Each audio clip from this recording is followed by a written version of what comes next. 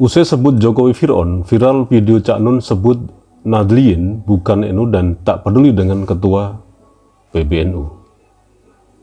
Jadi kesambetnya Cak Nun ini memang luar biasa efeknya. Bukan hanya sekedar ngata-ngatain kepala negara, tapi organisasi besar Islam yang ada di Indonesia, Nahdlatul Ulama, juga kena serangan dari Cak Nun.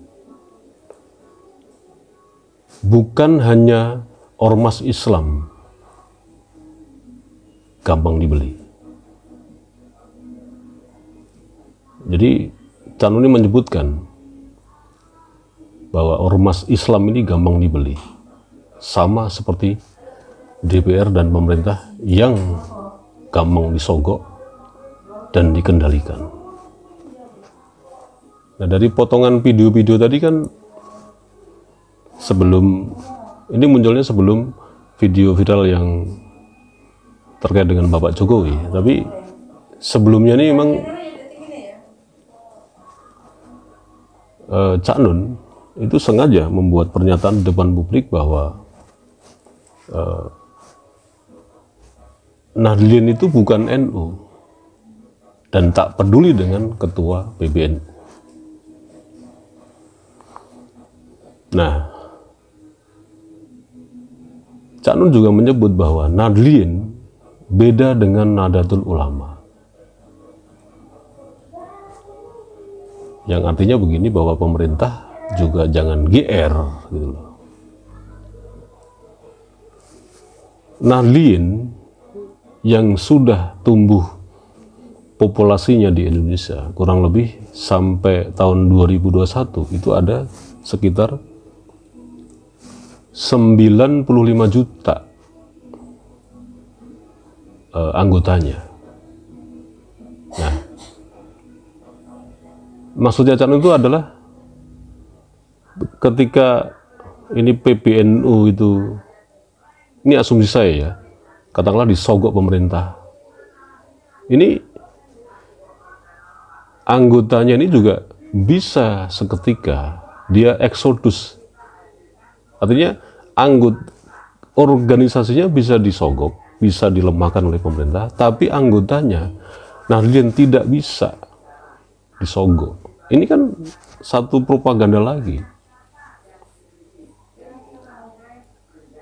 Dan secara nggak langsung kan memfitnah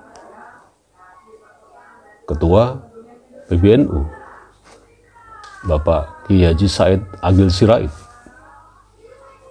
Sampai-sampai Cak Nun bilang begini, Said Agil tuh melakukan apa saja wis gak ngurus. Tapi tetap Nahdliyin tetap tidak akan terpengaruh dengan ketuanya yang mungkin saja nanti dinena-bubukan oleh pemerintah. Ini kan memecah ini kan, dan langsung memfitnah. Luar biasa memang. Dan ternyata tidak hanya apa namanya NU yang diserang. Gus Yahya pun juga pernah dikatakan bahwa kamu ini sebagai kiai itu hanya privilege karena kamu bapakmu tuh kiai yang dekat dengan NU, dekat dengan Gus Dur, dan kamu juga sebelumnya juga menjadi ajudan Gus Dur. Ya kan nggak bisa seorang pengurus kok dimasukin begitu aja tanpa fit on proper test. Itu Gus saya pernah dikatakan itu sama Cak Nun. Coba Anda bayangkan deh, luar biasa kan? Nah, kalau ini dikait-kaitkan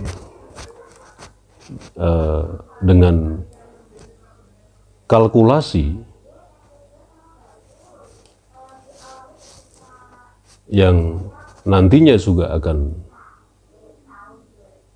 masuk mengikuti Pilpres, 95 juta masyarakat Nahdliyin yang di bawah organisasi NU ini kan potensi menjadi suara yang sangat luar biasa untuk capres. Nah ini agendanya kan jelas sudah bisa kita tebak. Agenda mereka ini yang sekarang di luar pemerintah itu udah jelas.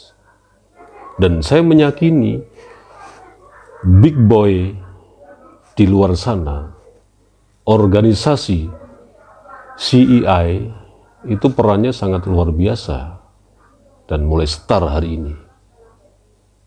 Bagaimana menyusup kepada orang-orang yang di luar pemerintahan atau oposisi untuk bagaimana memecah belah para pendukung pemerintahan yang sah, baik itu individu maupun organisasi, dipecah belah.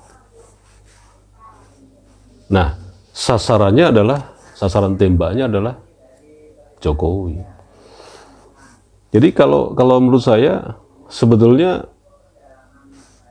targetnya itu adalah suara yang terus dihajar Jokowi. Nah, supaya pengikut-pengikutnya ini akhirnya timbul rasa udah nggak percaya lagi. Kemudian digiring kepada calon presiden yang diangkat oleh oposisi.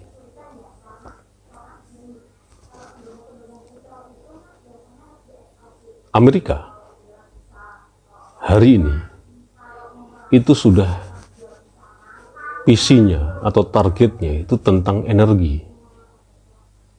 Dan Amerika itu sudah sangat miskin sekali dengan energi terbarukan. Loh, minyaknya kan banyak. Bukankah dia adalah kongsi dengan Arab Saudi? Persoalannya bukan masalah sesederhana itu. Dunia hari ini sudah dicanangkan untuk bagaimana energi ini ramah lingkungan atau go green lah, katakanlah seperti itu. Nah, Amerika ini sudah tidak punya cadangan yang cukup untuk mengkonvert energi dari fosil menjadi energi terbarukan yang lebih ramah lingkungan.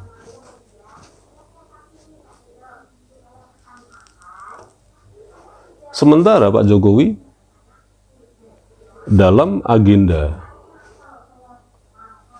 investasi ke depannya, entah itu pembangunan secara fisik dan pembangunan yang lain, kiblatnya sudah bukan kepada Eropa lagi, tapi kepada Cina.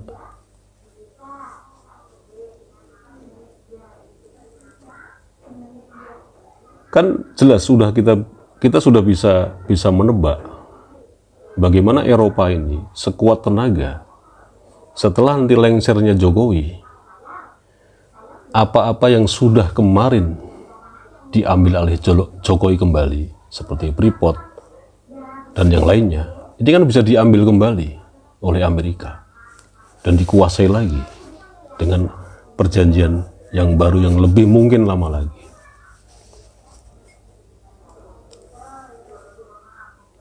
Dan sumber energi terbarukan di Indonesia yang bernama tanah jarang, itu Indonesia punya kekayaan sepertiga yang dimiliki oleh dunia. Sepertiga ya. Sorry, seperempat bukan sepertiga ya. Artinya kalau 100, Indonesia itu punya 25. 75-nya di negara lain yang mungkin juga sudah dengan sangat kuat dikuasai, atau bahkan Amerika sulit untuk mengambilnya. Makanya Uni Soviet langsung ambil start nyerang Ukraina, karena di Ukraina juga ada sumber energi tanah jarang itu ternyata.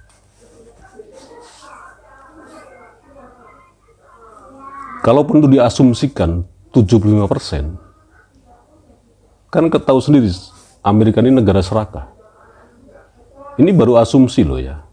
Bisa jadi Indonesia punya kekayaan sumber energi tanah jarang ini, bisa jadi separuhnya. Nah, sementara energi tanah jarang ini itu lebih efisien. Perbandingannya kurang lebih seperti ini. Misalkan batu bara itu 1 juta ton. Energi yang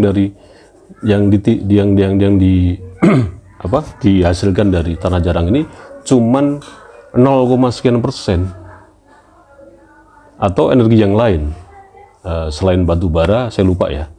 Tapi intinya energi tanah jarang ini sangat efisien, sangat murah, dan hasilnya ini bisa menghidupi, ini asumsi ya, bisa menghidupi kurang lebih negara-negara Eropa itu bisa dihidupin dari energi terbarukan tanah jarang ini, masanya sampai 1200 tahun. Bayangkan.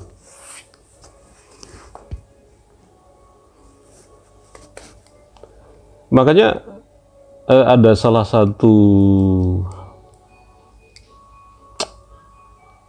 bukan petinggi ya, tapi dia juga termasuk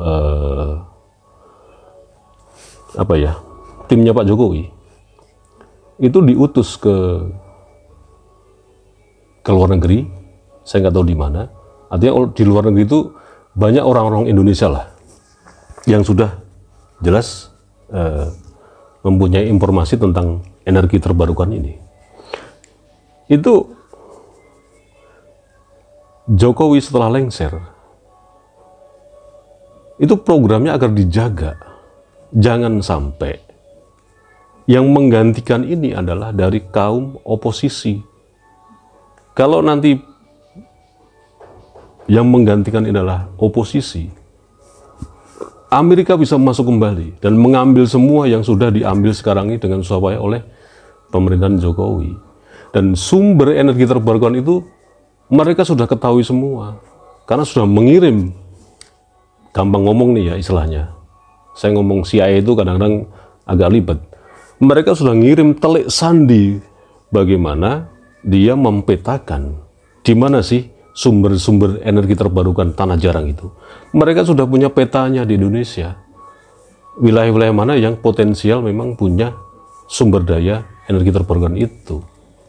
Jadi sekarang ini udah mulai pertempuran udah mulai dijalankan menggunakan orang-orang lokal Indonesia yang oposisi dengan pemerintah, intinya begitu. Makanya muncul kan kesambit, ntar muncul lagi pasti. Tapi itu tadi saya ngomong kedua kali ini, hanya organisasi NU dan partai politik PDIP yang di dalamnya itu masih orisinil dari para kadrun. Nah, kalau dua ini dipecah belah, the end kita kembali lagi ke zaman sebelumnya yang sudah dirintis pelan-pelan, udah dinolin lagi.